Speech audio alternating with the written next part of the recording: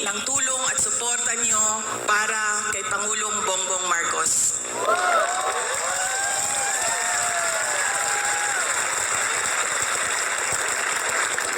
I was on the mistaken belief that we were together on the platform of unity and continuity. Nagkamali ako, kaya hinihingi ko ang patawad ninyo.